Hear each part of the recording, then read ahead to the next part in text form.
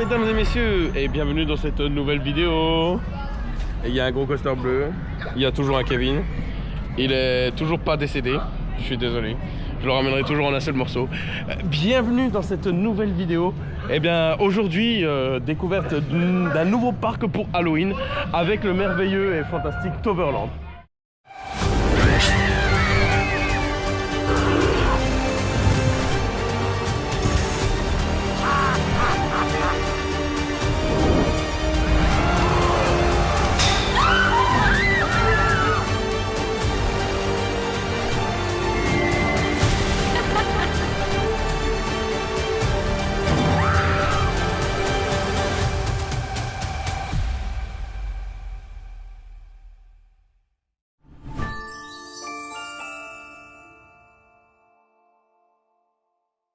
Qui nous propose 6 maisons hantées que nous allons faire avec le Fear Pass.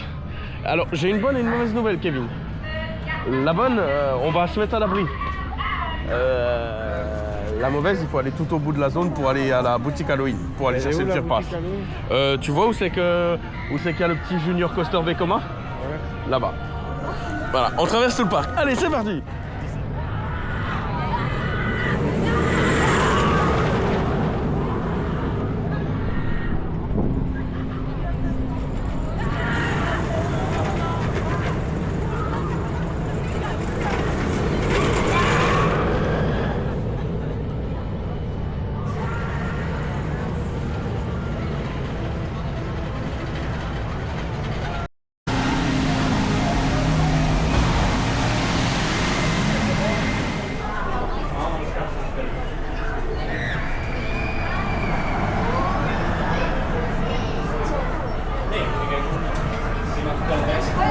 Alors du coup, Toverland dispose d'une boutique spéciale pour l'événement Halloween Night avec des pins de toutes les maisons, des petits bracelets, Know Your Mind, Halloween Friday. Enfin franchement, ils ont beaucoup de merch.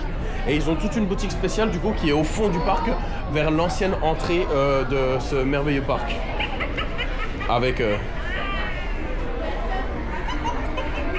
et du coup des fioles et... des fioles, je pense, vides et autres contenants. Alors, il faut savoir qu'on est en Fear Pass, du coup, pour l'événement. Donc, il y a des horaires d'ouverture, 15, 16, 17, 19. Voilà, donc on a 6 maisons hantées à faire. Et du coup, ils nous offrent, donc on a la bandoulière spéciale, on a le petit QR code et on a le pins Fear Pass. Je vous montrerai un peu mieux en photo tout à l'heure. Mais du coup, un très bel événement qui nous attend. Et je pense que l'événement sera très qualitatif pour Toverland. Kevin, qu'en penses-tu pour l'instant? Juste d'avoir un petit goodies spécial et tout. Faut pas oublier que le truc il est sympa, le pin il est sympa aussi. Franchement, ça fait plaisir. Ouais, pour toujours un coup de fil du coup à 60 balles. Ça va. Et il n'est pas si cher que ça. Hein. Parce que du coup, il faut savoir que ici c'est pareil, les maisons sont payantes individuellement. Et j'ai regardé un peu, on trifouille autour des 6 à 10 euros pour la maison quand même.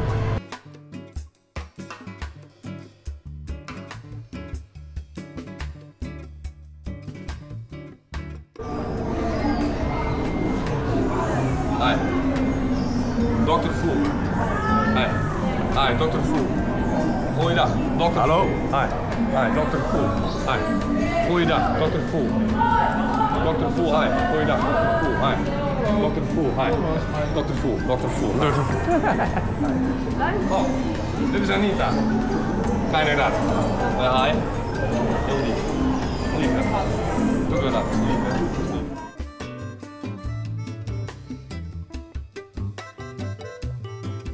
C'est ça le truc, c'est que tu dis c'est une en plus, mais elle va bien thématiser pour des gosses.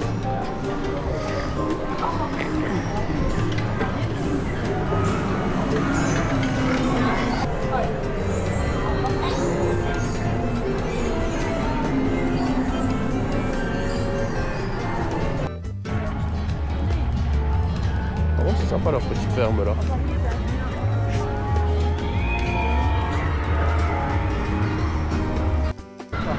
Je trouve ça très très bien.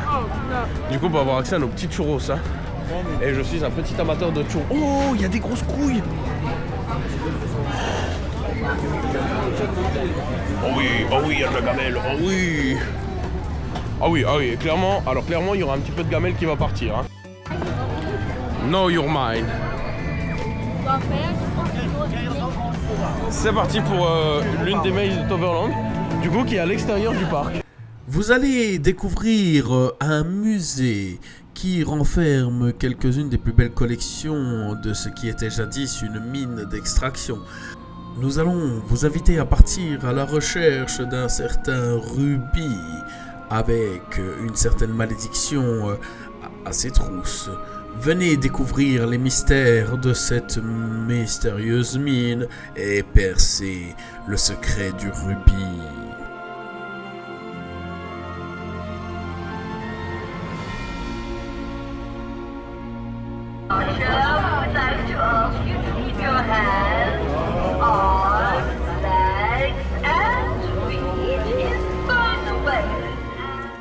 À 15 minutes en petit train de l'entrée de Toverland se trouve la maison d'un certain magicien. Venez percer les secrets de ce grand maître de l'illusion et sortir vivant de cette maison folle. Encore une fois, s'il vous plaît, tenez vos gosses en laisse, s'il vous plaît, parce que là, à tout moment, ça tombe. Et les gosses avec. Enfin, je suis pas sûr que le mât soit conçu pour supporter des gosses. On attend la parade de Toverland.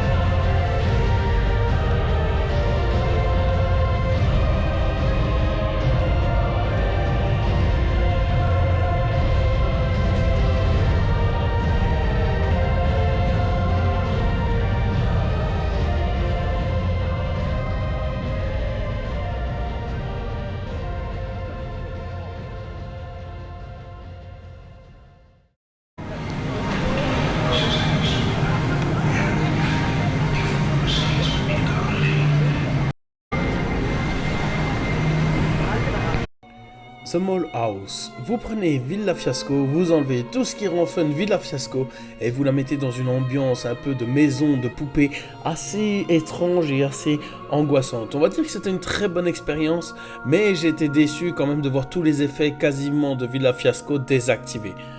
Voilà, à faire, mais du coup, ne pas s'attendre à beaucoup profiter des effets de la merveilleuse attraction ouverte toute l'année. Alors du coup, on va découvrir la nouveauté de cette année. Voilà, avec les acteurs qui sont là pour prendre la photo, mais une masquette Wonderball Mask qui fait du coup office de Scar Zone et d'attraction en elle-même. Ah ben.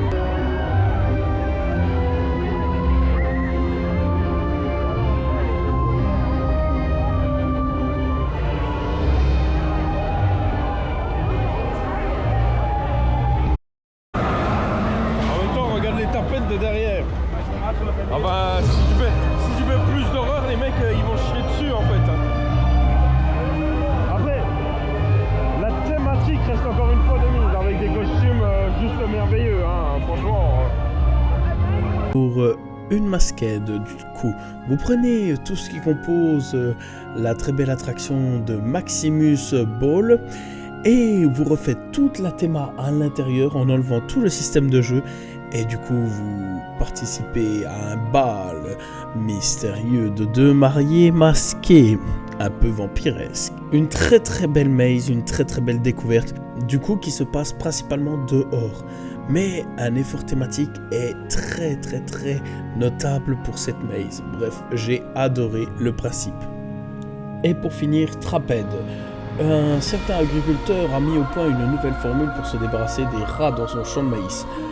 Le but de cette maze est d'échapper aux rats tueurs d'humains car ils ont muté à cause du défunt produit. Un labyrinthe extérieur qui est très très bien et où les acteurs font durer plus ou moins longtemps le tour en vous bloquant certaines portes. Une très très belle maze aussi avec un très bel effet.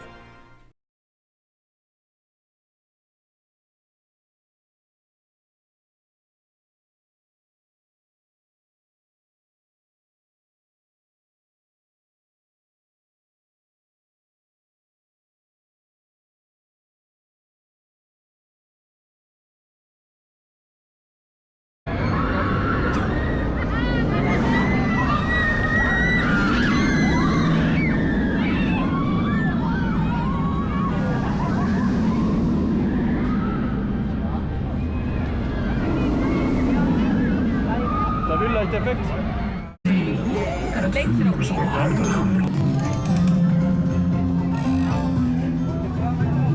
Vraiment, Toverland est magnifique. Bon, il nous reste une maze à faire. Et après, on aura fini à proprement parler toutes les mazes. Je pense pas qu'on aura le temps d'aller faire un tour vraiment dans toutes les Scar Zones, même si on en a fait déjà 2-3. Parce que, bon, bah après, on a un peu de route quand même. Et on est un peu fatigué du trip de 3 jours. Les journées Halloween fatiguent énormément. Vraiment, ce qu'il faut retenir, c'est que les journées d'Halloween, ça fatigue vraiment. Et il faut vraiment s'y prendre assez à l'avance, je dirais. Ici, on est arrivé, il était 14-15 heures et quelques. Movie Park, on est arrivé aussi tard. Enfin, il faut vraiment prévoir d'arriver tard. Et du coup, de rester tard aussi. Mais c'est pas évident dès qu'on a de la route juste après.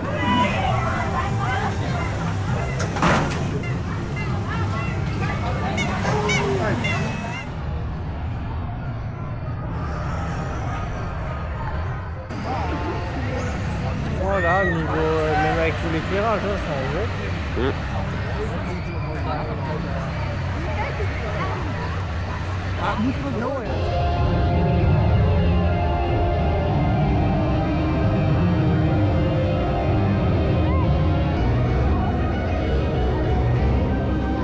L'ambiance des Scar Zone est vraiment hallucinante.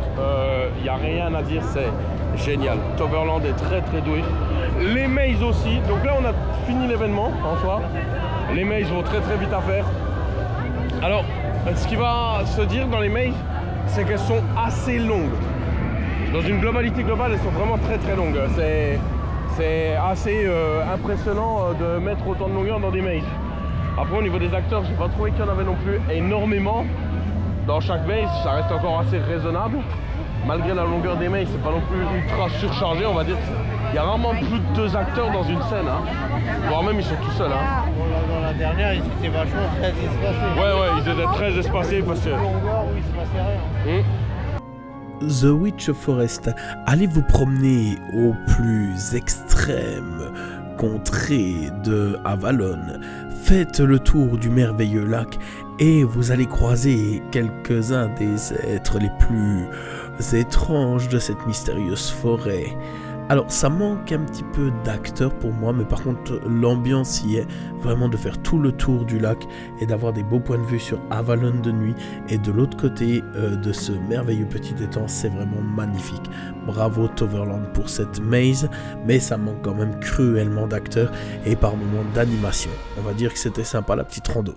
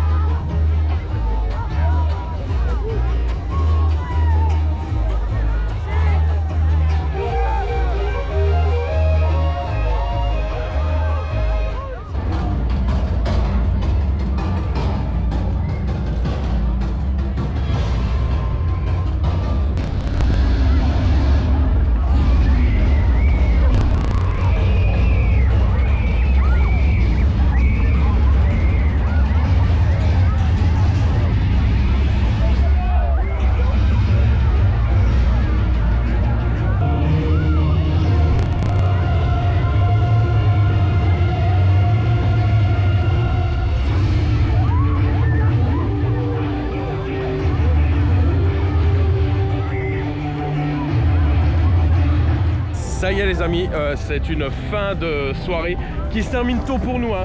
Le parc en vrai ferme à 23 h, mais nous il est quoi, 20 h 30. Que dire de l'événement Halloween de Toverland? Les mazes sont très grandes, elles font pas spécialement peur. On va dire que ça reste à l'image du parc, ça reste un événement plutôt familial comme le parc. Mais il y a quand même l'escar zone où c'est que là les acteurs n'ont vraiment pas peur de faire peur. C'est quand même très con ce que je viens de dire, Kevin approuve. Kevin est mort de rire, ils ont pas peur de faire peur, voilà Kevin.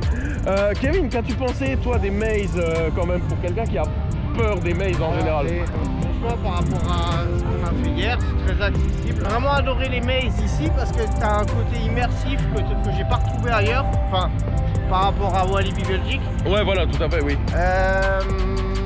J'ai un côté immersif. Après on est loin du niveau de Traumatica où c'est vraiment là pour te faire peur, pour te faire vraiment faire voir du gore et tout ça. Ouais.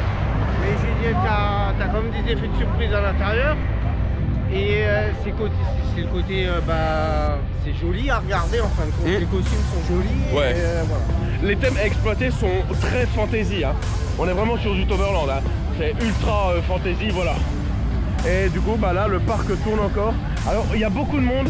Pensez dès que vous venez, alors déjà le Fear Pass, je le dirai jamais assez, mais le Fear Pass est vraiment indispensable pour ça. Pas oublier que vous ne pourrez pas faire beaucoup d'attractions parce que les débits sont vraiment catastrophiques. Genre là c'est vraiment 1 heure d'attente partout. Mais voilà, l'événement est génial. Enfin franchement j'ai rien à dire dessus. C'est juste fabuleux. Je n'ai qu'une chose à vous dire, c'est vous recommander de venir à Toverland. Ici là, portez-vous bien et ridez bien, et surtout à la gamelle les gros. Oui, c'est fini. Nous on va reprendre la route parce qu'on a 4 heures. Voilà. C'était Toverland. Ciao, bonsoir.